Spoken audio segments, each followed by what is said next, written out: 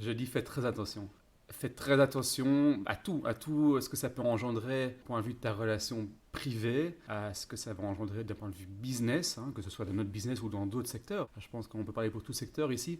Et à l'heure actuelle, quelle est ta relation avec ton ami? Où est-ce que vous en êtes dans votre degré d'amitié? Être certain, en final, que cette amitié soit suffisamment forte pour traverser des périodes compliquées, des tempêtes, des ouragans. Et parfois des ouragans. Ouais. Bonjour et bienvenue sur le Mouton à 5 pattes, le podcast qui vous présente le recrutement sous forme de rencontres, d'histoires insolites et d'interventions d'experts. Le Mouton à 5 pattes, animé par moi-même, Stéphanie Renier, cofondatrice de Gentis Recrutement, s'adresse aux recruteurs, aux candidats à la recherche d'un emploi, ainsi qu'à toutes les personnes évoluant dans le monde des ressources humaines, ou encore aux managers qui rencontrent des difficultés à trouver leur mouton à 5 pattes.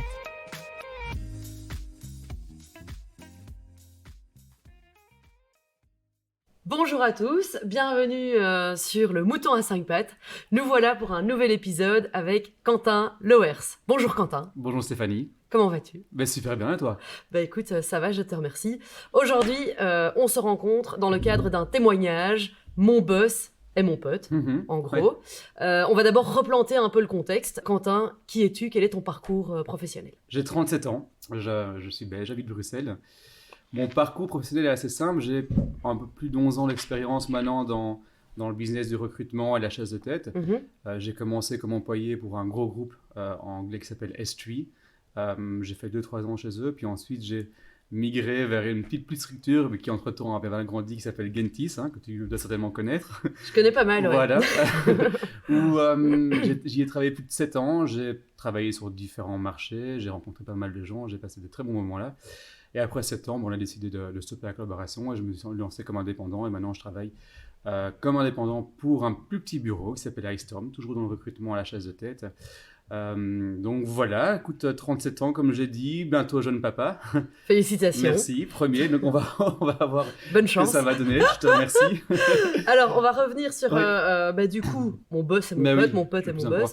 Donc ça s'est passé au sein de ton expérience chez Gentis. Tout à fait. Est-ce que quand tu as commencé, tout d'abord, ton pote était déjà là ? Non. En fait, il y avait 2 potes. En fait, oui, pour replacer un peu le contexte, il y a 2 potes. Alors, le premier qui est un des partenaires de la boîte, pour qui je travaillais entre guillemets dans le sens où je ne devais pas lui rapporter spécifiquement de résultats ou de chiffres par rapport au business. Et puis ensuite, il y a eu un deuxième pote que je peux nommer. Oui, bien sûr. Qui s'appelle Vincent, qui est un très très bon ami du coup, parce qu'on se connaît depuis qu'on a 12-13 ans. On a fait nos premières sorties ensemble, nos premières bêtises ensemble, nos premières amoureuses ensemble. Voilà. Et en fait, lui n'était pas chez Gentis lorsque moi j'ai commencé. Mais donc toi, juste pour resituer, si je me souviens bien, tu as commencé en février 2013. Oui, tout à fait. Et Vincent a rejoint seulement en 2015, il me semble. Ouais, voilà. En fait, il a rejoint parce que à la base, Gentis cherchait quelqu'un pour développer un marché en Suisse, bref. Oui. Et puis ensuite, pour différentes raisons, ça ne s'est pas fait. Et donc, il a repris la place de leader ou de team leader pour l'équipe dans laquelle je travaillais. Et donc, c'est devenu indirectement ton manager. C'est devenu mon manager suite à cette mutation en fait, au sein de la boîte. Et vous avez travaillé donc combien de temps, du coup, ensemble ? Alors, on a travaillé de 2013 à 2015. À 2015, pardon, à 2019, 2019, ouais. Donc fin 4 ans. 2019, 4 ans ensemble. Une collaboration de 4 ans ensemble. Globalement, comment ça s'est passé ? J'en retiens que du positif. Génial. Franchement, c'était... Bon, il faut connaître Vincent aussi, c'est quelqu'un de très ouvert, toujours là pour écouter, pour essayer de trouver des solutions. À ce niveau-là, il n'y avait pas de souci. Mais je dirais que tout n'est pas rose dans une collaboration avec un ami parce que tout dépend un peu évidemment le business dans lequel on se trouve. Notre business ici, dans le secteur de recrutement, fait qu'il y a pas mal de pression parce qu'au final, on doit... je ne vais pas rentrer dans les détails, mais on doit rentrer des chiffres, on doit arriver à certains objectifs qui ne sont pas toujours faciles. Et donc, en fait, ce que je me suis rendu compte, c'est que dans les périodes où, de mon côté, ça se passait bien et le retour du business était positif, à ce moment-là, la relation avec Vincent était très simple et il n'y avait vraiment aucune tension. Mais dès qu'il y avait des problèmes, à proprement dit, par rapport à mon business et que moi-même j'étais tendu, ça avait un impact directement sur ma relation avec Vincent. Donc, quand tu dis que ça avait un impact, c'était aussi dans le privé ? Si je réanalyse un peu la situation, dans le privé, on se voyait moins. Donc quand les chiffres allaient bien, on se voyait plus. On se voyait peut-être plus, mais c'est ça en fait. Oui, on avait moins. C'est compliqué à mettre des mots dessus, mais en tout cas, c'est ce que je ressentais moi. Peut-être que Vincent, c'est complètement différent, mais moi, mon caractère fait que je travaille beaucoup pour la reconnaissance aussi. Mm-hmm. Et lorsque ça ne va pas, du coup, il n'y a pas de reconnaissance ou moins, ou en tout cas, j'avais l'impression qu'il y en avait moins. Et donc, j'avais tendance aussi à plus me renfermer sur moi-même et avoir cette tension en moi qui fait qu'à mon avis, ça avait un impact sur la relation avec Vincent. Alors dans le privé, c'est vrai qu'au début, il n'y avait pas de soucis, etc. Mais il y a aussi cet aspect que quand tu vois quelqu'un tous les jours, 5 jours sur 7, de 9h à 18h, tu as tendance à petit à petit, après 2, 3, 4 ans, essayer de voir d'autres personnes dans le contexte privé. Parce que voilà, c'est naturel au final. T'as pas tout le temps envie de penser au boulot. Et puis dans le privé, quand on se voyait, on parlait aussi beaucoup boulot. Avec Vincent, ou quand Olivier était dans le groupe aussi, c'était encore plus... C'est ça. Mais tu disais quand même, tu as commencé en disant que tu n'en retenais que du positif. Et donc du coup, pour toi, qu'est-ce qui était positif ? Qu'est-ce que ça avait de positif de travailler avec un pote ? Mais... Ici, on parle de travailler avec un pote, mais on parle de travailler avec Vincent, en fait. Maintenant, il faut voir. C'est ça qu'il faut mettre en place. Si ça aurait été quelqu'un d'autre, je ne sais pas si la relation aurait été la même.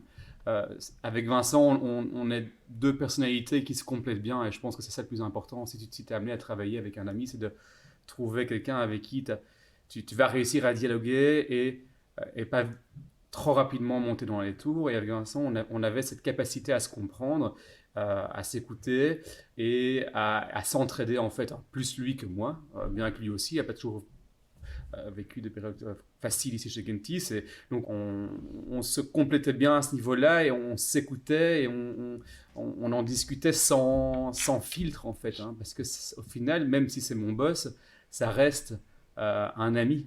Non, tout à fait. Et ça reste au-dessus de tout, ça, l'amitié, je trouve. Ouais.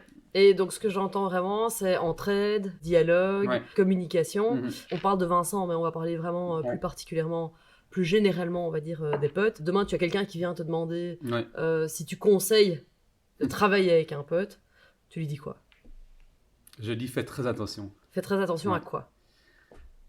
Fais très attention à tout ce que ça peut engendrer au point de vue de ta relation privée, à ce que ça va engendrer d'un point de vue business, que ce soit dans notre business ou dans d'autres secteurs. C'est vraiment, je pense qu'on peut parler pour tout secteur ici.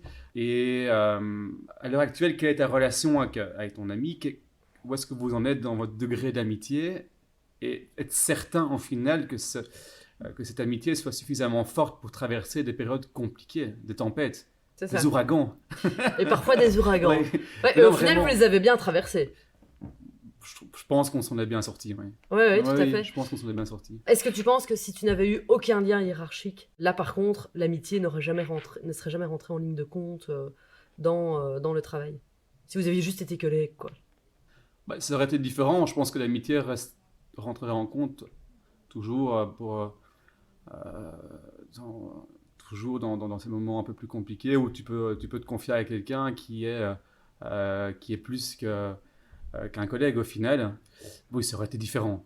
Ça aurait été complètement différent, je pense. Ok, donc là, on parle vraiment par rapport à la hiérarchie. Oui. Que là, tu dirais à quelqu'un qui veut travailler avec son pote de faire attention s'il y a des lignes hiérarchiques. Mais il faut faire attention. Il faut être certain que, comme je l'expliquais, que ce soit assez fort, que la relation soit assez forte, que ce soit un pote ou la famille. C'est déconseillé de travailler avec des gens de famille. Tout à fait.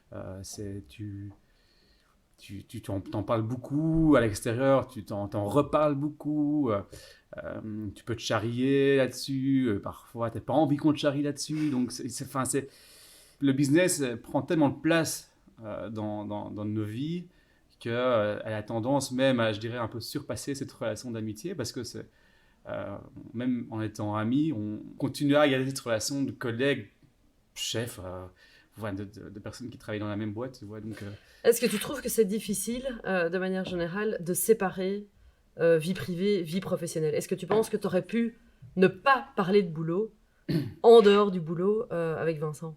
Non, ça a été impossible. Impossible. Ah non, on en parlait tout le temps. Ok. On en parlait beaucoup, ouais. On en parlait beaucoup, souvent sur le ton de l'humour, ou même à des dîners, à des verres, à des sorties, et c'est de manière plus, je trouve plus relaxe d'aborder certains sujets qui sont parfois compliqués à aborder à 9h du matin autour d'une table de réunion. Donc à ce niveau-là, ça peut être positif. Mais tu considérais ça comme une chose positive, de pouvoir discuter du boulot en dehors du boulot? Moi, je pourrais le considérer, oui. Est-ce que tout le monde le considérait? Je pense pas. Mais oui, moi, je trouve que si tu peux débattre et apaiser certaines tensions autour d'un verre ou autour d'un dîner, tant mieux, fais-le, quoi. Ce sera plus simple que à 9h du mat avec 2 cafés à la tête dans le cul autour d'une table de meeting, je trouve. Ok, ouais. Super. Bah écoute, donc moi ce que je retiens en tout cas, c'est beaucoup de dialogue, beaucoup de communication, c'est ce qu'on a beaucoup entendu. Ouais. Et évidemment de faire bien attention que l'amitié soit assez forte pour traverser les tempêtes, quoi. Ouais, complètement, ouais. Eh bien, merci beaucoup Quentin. Merci à toi, au plaisir de t'avoir reçu ici. Eh ben, ça c'est toujours super de venir. Et bonne journée. Merci également. Merci de nous avoir suivis jusqu'à maintenant. Nous espérons que cet épisode vous a plu. Si c'est le cas, n'hésitez pas à nous soutenir en vous abonnant, en partageant notre contenu et en nous laissant 5 étoiles sur votre plateforme d'écoute préférée. Pensez aussi à nous suivre sur nos réseaux sociaux afin de vous tenir au courant des dernières actualités du Mouton à 5 pattes. Merci beaucoup et à bientôt pour un nouvel épisode.